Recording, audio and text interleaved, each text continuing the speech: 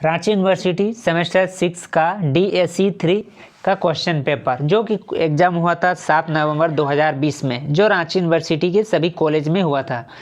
यह Hindi honours semester 6 का question paper है। पहला क्वेश्चन कैदी और कोकिला के रचनाकार कौन है? तो इसका आंसर होगा गो नंबर माखनलाल चतुर्वेदी, यानी गो क्वेश्चन वाला ही आंसर। दूसरा में है बापू कविता के रचनाकार कौन है? बापू कविता के रचनाकार है सियासरन गुप्त। गो माखनलाल चतुर्वेदी का जन्म कहाँ हुआ था? माखनलाल चतुर्वेदी का जन्म मध्य प्रदेश के होशंगाबाद जिले के वावई गांव में हुआ था। झांसी की रानी कविता के रचयिता कौन है? झांसी की रानी के रचयिता कौन है? जो कि सुभद्रा कुमारी चौहान की कविता है। इसके रचयिता है सुभद्रा कुमारी चौहान। भारत भारती के रचनाकार कौन है? भारत भारती के रचनाकार है मैथिली शरण गुप्त। उसके बाद 4 में है रामधारी सिंह दिनकर का जन्म कब और कहाँ हुआ था? रामधारी सिंह दिनकर का जन्म 1908 ईस्वी को सिमरिया में हुआ था, सिमरिया घाट में हुआ था। 6 में आम के आम गुठली के दाम का क्या अर्थ है?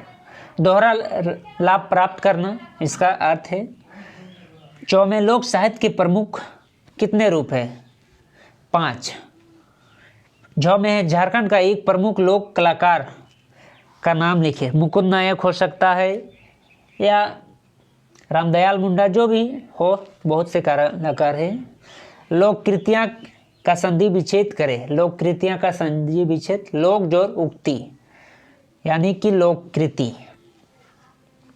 उसके बाद दूसरा में है निम्नलिखित प्रश्न की संक्षिप्त उत्तर दे।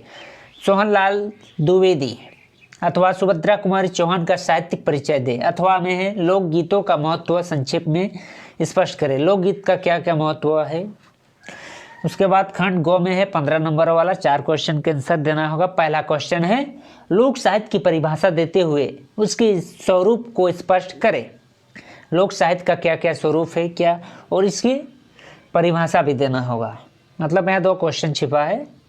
घ में है लोक साहित्य का संकलन की समस्या पर प्रकाश डाले। मतलब लोक साहित्य को इकट्ठा करने में क्या क्या समस्या होती थी उस पर प्रकाश डालना होगा। गो लोक नाटक और लोक कथाओं का समाज पर क्या प्रभाव है? इसके उद्देश्य को स्पष्ट करें। लोक नाटक और लोक कथाओं पर समाज में प्रभाव और इसके उद्देश्य, यानी कि यहाँ पे 2 क्वेश्चन छिपा है। घ में है लोक साहित्य एवं संस्कृति पर प्रभाव को स्पष्ट करें। लोक साहित्य का मतलब लोक साहित्य का लोक संस्कृति पर क्या प्रभाव होता है, इसको स्पष्ट करना होगा। अंग में है राष्ट्रीय संस्कृति काव्यधारा के विकास में उत्प्रेरक परिस्थितियों का उल्लेख करें। राष्ट्रीय संस्कृति काव्यधारा के विकास में कौन उत्प्रेरक की परिस्थिति का उल्लेख करना होगा। 4 में है राष्ट्रीयता की भावना माखनलाल चतुर्वेदी की कविता में कूट कूट कर भरी है, स्पष्ट करें। राष्ट्रीय एकता की भावना मतलब राष्ट्र को एक करने की भावना माखनलाल चतुर्वेदी की कविता में कूट कूट कर भर रही है। जैसे कैदी और कोकिला में बहुत सारे उसकी कविता है।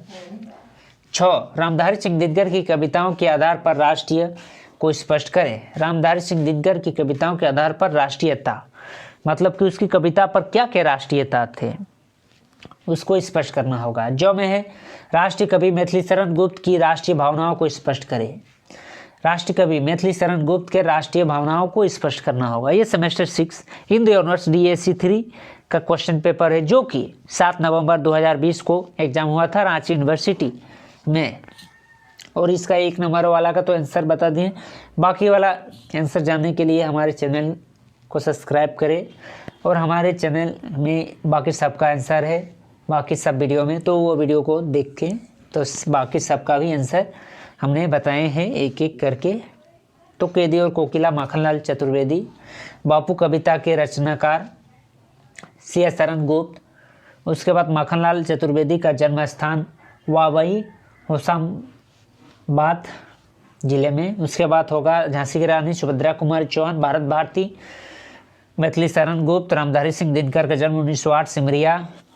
उसके बाद आम के आम गुठली के दाम मतलब दोहरा लाभ। साहित्य लोक साहित्य के कितने प्रमुख रूप है? 5 रूप। लोक कलाकार में रामदयाल मुंडा या मुकुंद नायक कोई भी हो सकता है, झारखंड का बहुत है। लोक कृतियाँ लोक प्लस उक्तियाँ लोकोक्तियाँ तो ये थे इस प्रकार के आंसर जो सेमेस्टर 6 DSC 3 में पूछे गए सवाल के जवाब थे।